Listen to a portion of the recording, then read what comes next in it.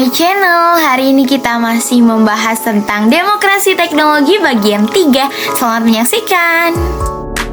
Jadi kali ini kita akan membahas tentang transisi ke sistem digital. Transisi ke sistem digital, pemungutan suara mulai terjadi karena efisiensi dan kecepatan perhitungan suara dilakukan dalam waktu singkat. Hingga dari sistem digital ini dapat mengurangi waktu tunggu hasil pemilihan umum. Pendaftaran pemilih dan pemungutan suara juga dapat dilakukan melalui aplikasi atau platform online. Nah, platform digital memungkinkan pemilih memberikan suara dari lokasi manapun, hingga dapat memudahkan aksesibilitas.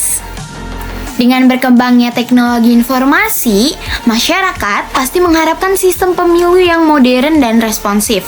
Karena tuntutan modernisasi, generasi muda penerus bangsa yang lebih terbiasa dengan teknologi mendukung transisi ini untuk meningkatkan partisipasi mereka.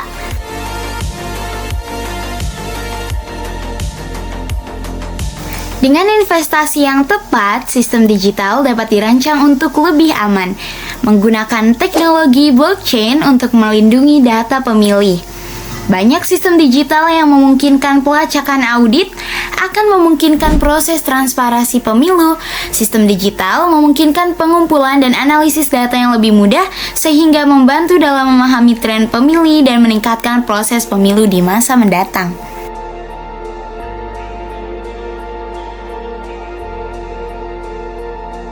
Ternyata banyak loh berbagai jenis platform yang saat ini digunakan dalam pemilihan umum. Berbagai jenis platform yang saat ini digunakan adalah: yang pertama ada sistem e-voting. Sistem e-voting memungkinkan pemilih memberikan suara secara elektronik. Fitur utama dari sistem ini meliputi antarmuka pengguna yang ramah. Kemudian sistem ini dirancang untuk kemudahan akses, seringkali dengan tutorial atau panduan. Nah, lalu ada keamanan. Sistem keamanan ini memungkinkan pengguna inskripsi untuk melindungi suara dan identitas pemilih. Pemilih biasanya diberikan cara untuk memverifikasi bahwa suara mereka telah diterima dan dicatat dengan benar. Ada aplikasi pemungutan suara. Aplikasi mobile memberikan akses mudah bagi pemilih.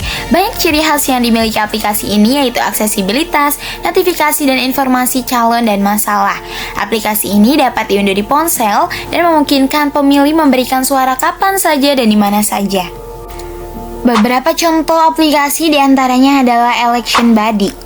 Platform yang digunakan untuk mengelola pemungutan suara secara online. Aplikasi ini memungkinkan organisasi untuk mengadakan pemungutan suara secara online. Lalu ada Ballot Bin yang dirancang untuk pemungutan suara yang sederhana dan cepat, cocok untuk organisasi kecil hingga besar. Selanjutnya Doodle. Doodle ini sebagai pengatur jadwal pertemuan atau polling secara online. Kemudian kita punya yang mirip seperti Doodle yaitu Polly. Polly adalah aplikasi yang dibuat untuk membuat polling dan survei secara cepat dan mudah. Juga ada Google Form, adalah alat dari Google yang digunakan untuk membuat formulir online, survei, serta kuesioner dan pemungutan suara sederhana.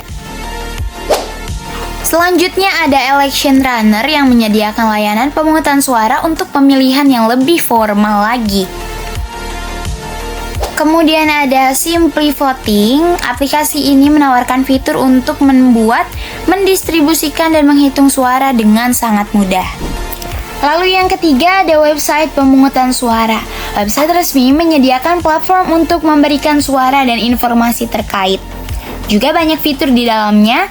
Fitur utamanya termasuk pendaftaran pemilih, panduan pemungutan suara, dan hasil suara. Pemilih dapat mendaftar dan memeriksa status pendaftaran mereka di fitur pendaftaran pemilih. Kemudian pemilih bisa mengetahui informasi tentang cara memberikan suara, lokasi pemungutan suara, dan apa yang harus dibawa ketika itu di fitur panduan. Dengan kata lain, memungkinkan pemilih untuk melihat hasil pemungutan suara secara real time setelah pemungutan suara ditutup.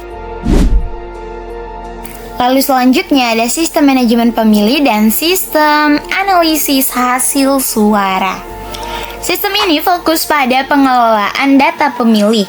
Elemen-elemen pentingnya adalah pendaftaran dan verifikasi, analisis data, dan keamanan data. Pendaftaran dan verifikasi memastikan pemilih terdaftar dan memenuhi syarat untuk memberikan suara.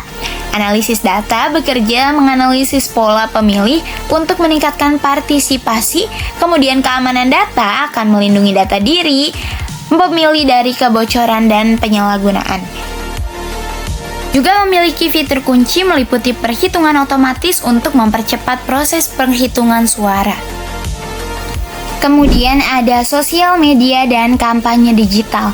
Walaupun bukan platform pemungutan suara, media sosial memainkan peran penting dalam edukasi pemilih, mobilisasi, dan diskusi publik. Semuanya memberikan informasi tentang calon, isu, dan proses pemungutan suara, menggalang dukungan dan mengajak orang untuk memberikan suara, serta memfasilitasi debat dan diskusi tentang isu-isu penting.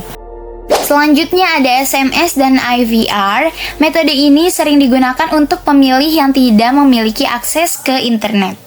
Pemilih yang tidak memiliki internet dan bahkan tidak mengerti menggunakan internet akan diarahkan menggunakan metode ini. Fitur utamanya adalah SMS voting, IVR, dan aksesibilitas.